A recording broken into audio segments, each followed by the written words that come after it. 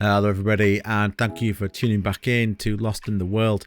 So today it's a Genshin Impact video, and I want to go through a 1.4 tier list.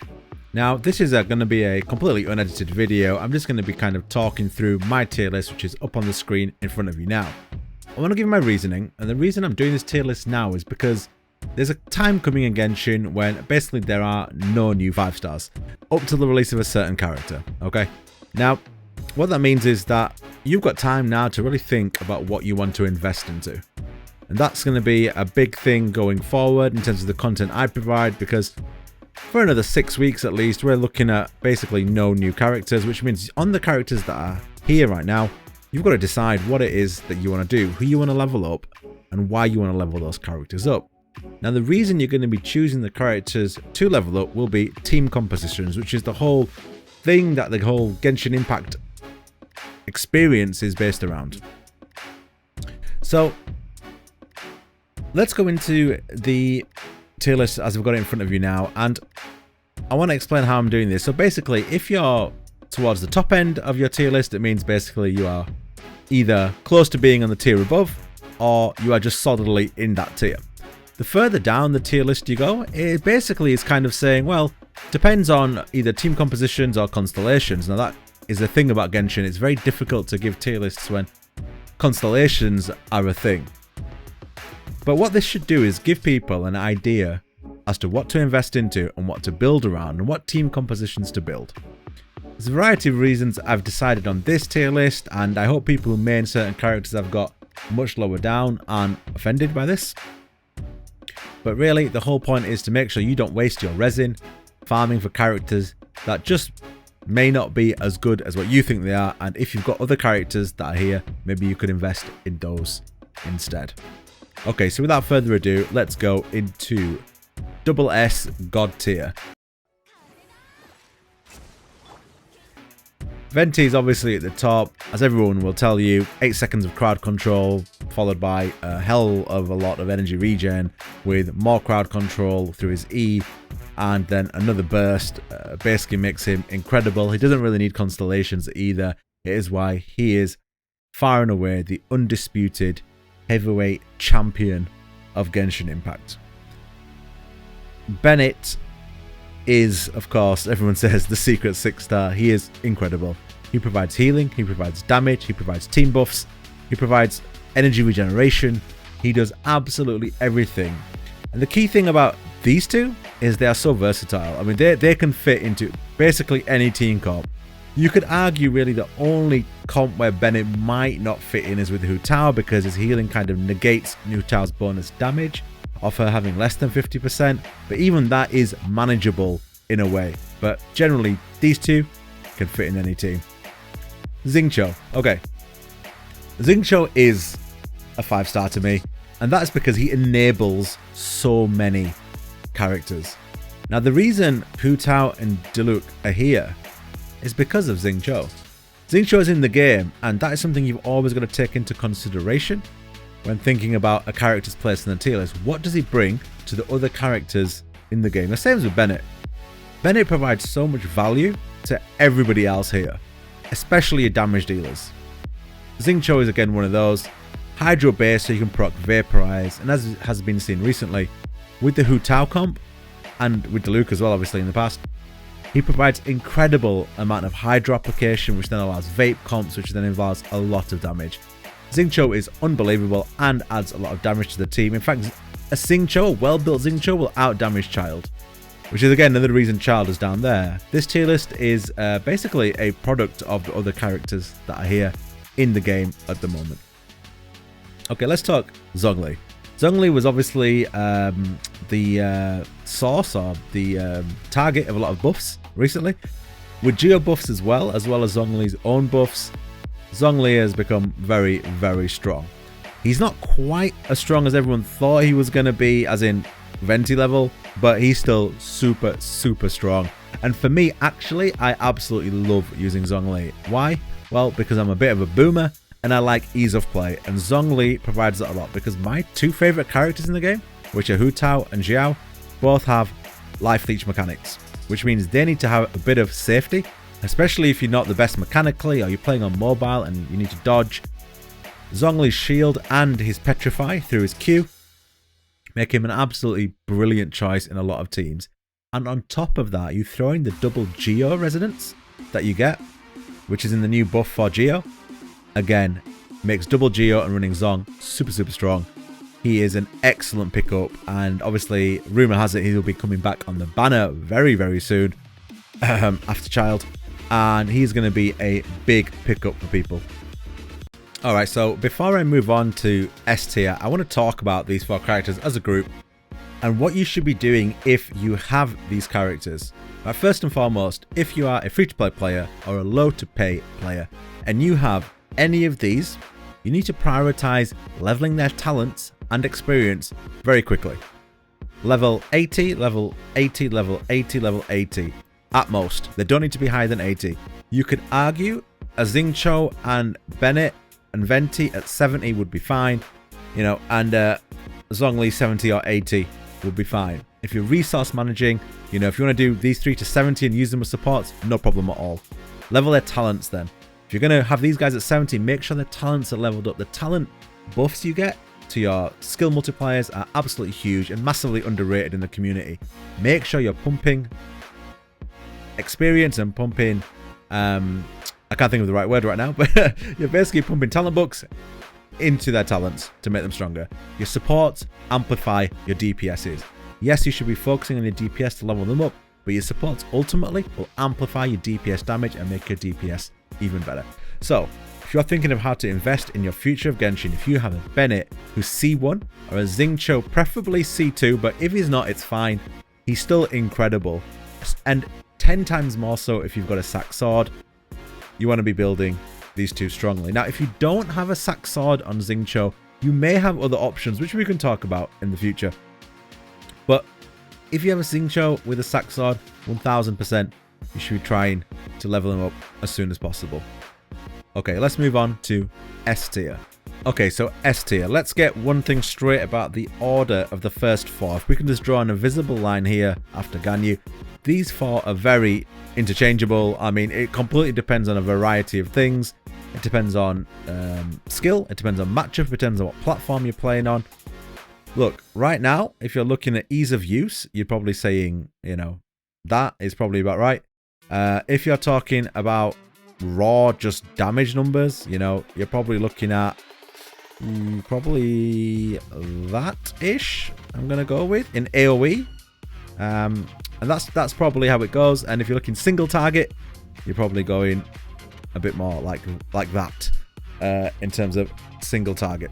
Okay, so these 4 are interchangeable, but I think it's pretty clear from anybody who's seen these 4 in action. They are unbelievable damage dealers. They can absolutely nail Spiral Abyss and make it a lot easier. I can say from personal experience, Hu Tao made me 9-star Spiral Abyss a lot more comfortably than I ever had before. I don't like using bow and arrow users myself, so I don't use a huge amount of Ganyu. However, due to stream telling me to use her more, I have been using her more and actually enjoying her. Xiao is one of my favourite characters. In an AoE, he just dumps out just massive damage. Diluc, the old crowd favourite, has been around forever.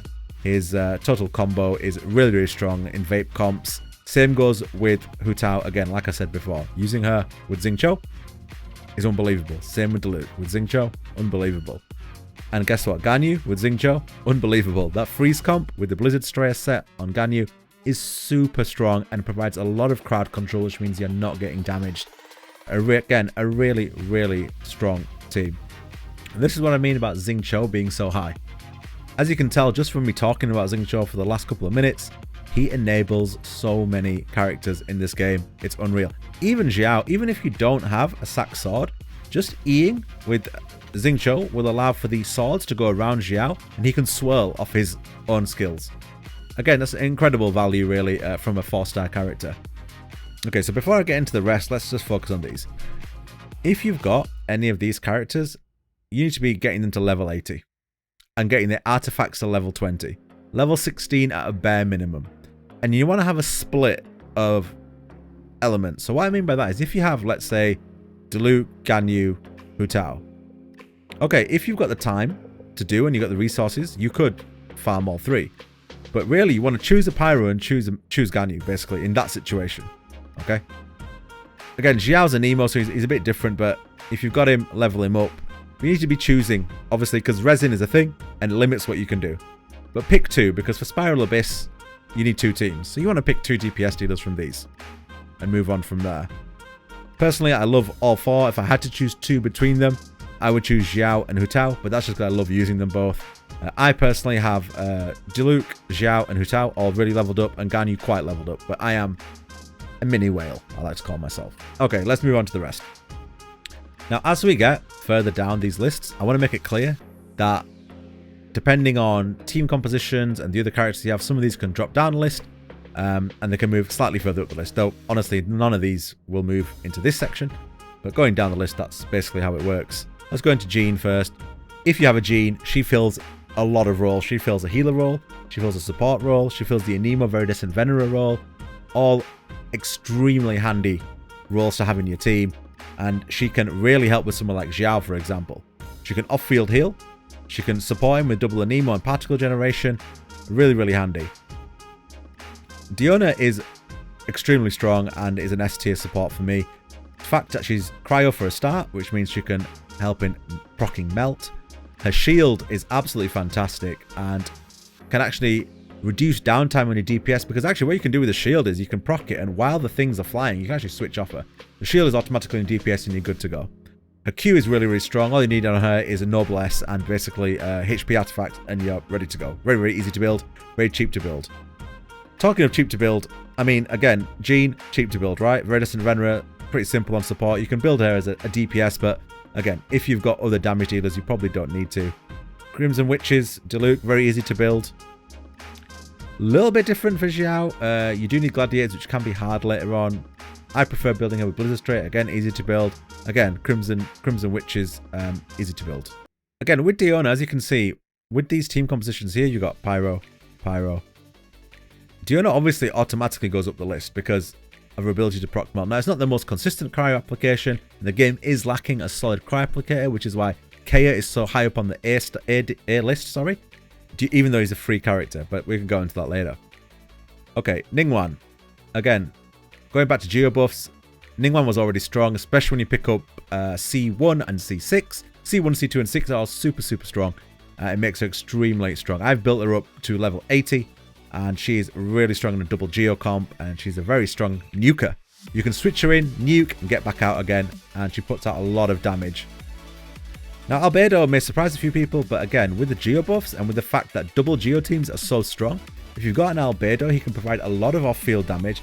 The negative I don't like about Albedo personally is that he can chew up your elemental reactions, which I don't like, especially if you're vaping or if you're using elemental reactions to increase your damage. He can chew up a lot of those, which can be a negative for him. But his elemental mastery buff to your team is really, really nice and is in an Ascension, not a Constellation, which is really, really good for him. And I don't use him a lot, but my friends do, and they say he's a lot of fun to use. Fischl is here, and I think she's going to go up significantly in the future when certain characters possibly are released in the game. Her ability to turbo, which basically means proc a lot of particles, is going to be really powerful in superconduct comps coming later in the game, and she is someone to invest in if you're looking at picking up certain Cryo Claymore users in the future. But that is my S list. Again, there's a clear line here. Right, this line here is these guys are clearly well in S and they're not dropping off anytime soon. These guys are interchangeable. Don't look too much into the order here. This is quite interchangeable. And because sometimes is constellation dependent. Okay, let's go into A then. Xiangling is extremely good in vape comps, and she can really apply pyro absolutely everywhere off field, allowing you to do a lot of damage in terms of hydro application and in terms of even melt comps as well. Reverse melt comps, as they like to be called. Cheap to build as well, doesn't really cost a lot, and she's a 4-star and you get her for free, so you can't really go wrong with that. Again, Kea, 4-star, you get him for free. Fantastic cryo application, is very handy in melt comps, and also a Kea Hu Tao Xingqiu team is extremely strong because Hu Tao doesn't shatter the cryo and the freeze, which means she can melt. Extremely strong team. and it's something you should focus on. If you don't have a cryoapplicator, maybe hold on leveling KO until we see what Rosaria is like. I haven't put Rosaria in here because I don't want to talk about a character that isn't out yet and we haven't had a chance to test. Sucrose is very strong in specific compositions, and there's one thing you're going to hear a lot in the A tier is when you get to the A tier in specific compositions, these guys can go up a tier most definitely. Okay, Sucrose is strong in certain one-shot comps, and she can be very niche in terms of what teams you put her in, which is very handy. But I think for kind of, when I say casual players, maybe Sucrose isn't quite, as good as what you see in a lot of these videos that you see on YouTube. Beidou, once invested in, is really, really good, but she needs a lot of investment. Problem is, of course, Electro as well isn't amazing, but with some investment, she is really, really good. I would love to build a Beidou if I had the time to. Klee, now jokes aside, I used to joke a lot about me not liking Klee, but Klee is basically has high damage numbers, but you need to have a lot of animation cancelling, which is difficult for some players. And really, with the other heroes that have come out since Klee's been out, she does fall down the list in terms of pure DPS. As a support, she can probably be very, very good for applying Pyro everywhere.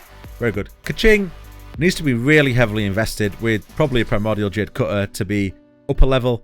I love using Keqing. She was one of the first DPSs. She was the first DPS I ever leveled up.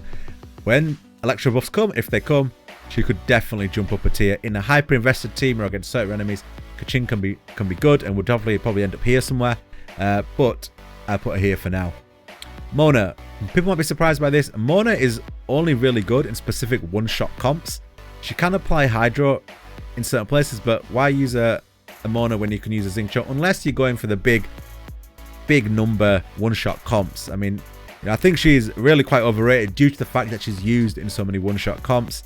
If you had to choose between a Mona and a Xingqiu, there's no way you should be leveling a Mona. You should 100% be leveling a Xingqiu. Much more versatile, better application of Hydro, just a fantastic character. Okay, Razor. A lot of people main Razor, and I get it. I don't want to offend you.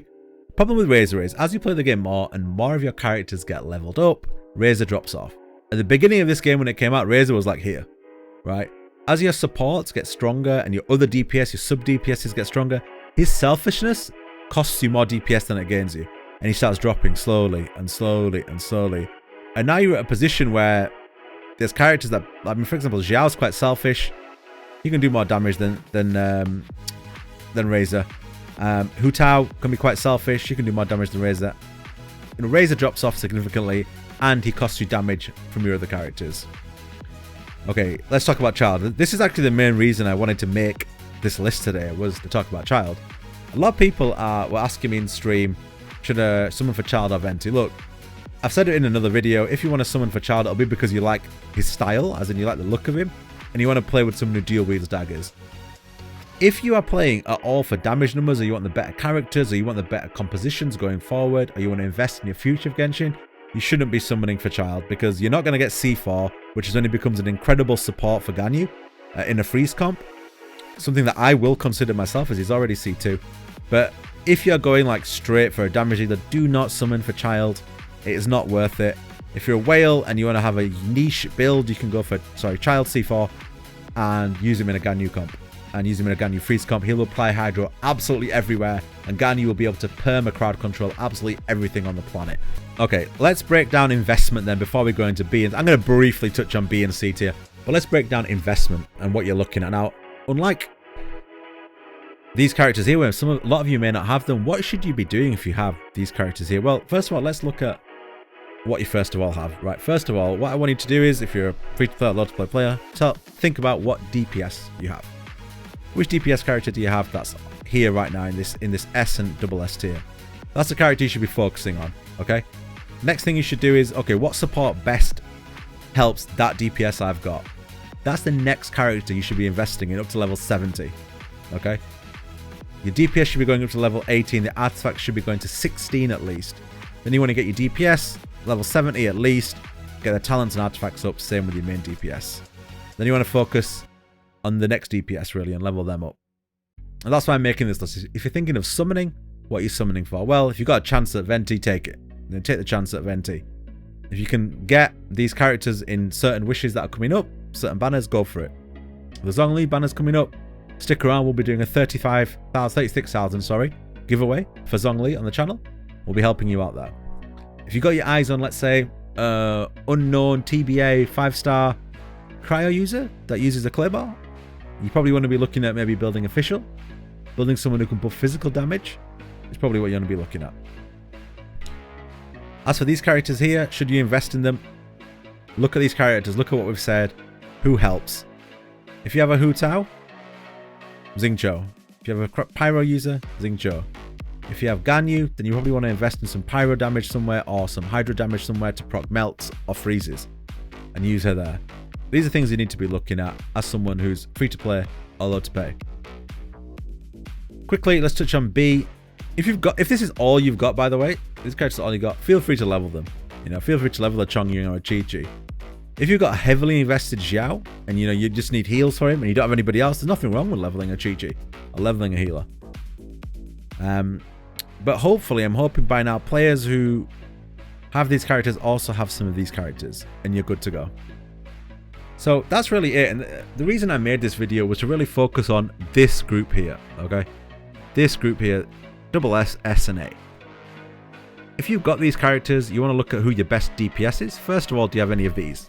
These are transformative characters, these four. These four, will transform any team they're in. That's just how strong they are. Then you want to look at your DPSs, invest, supports. You've got basically an off DPS, nuke DPS, and two supports here. Same as here, you've got 2 supports there. So hopefully, if you've got some of these, maybe start focusing on the mats they need, the books they need, and go from there. Listen, I'll leave it there. I won't bore you with too much more. It's been a long enough video. It is a super long video.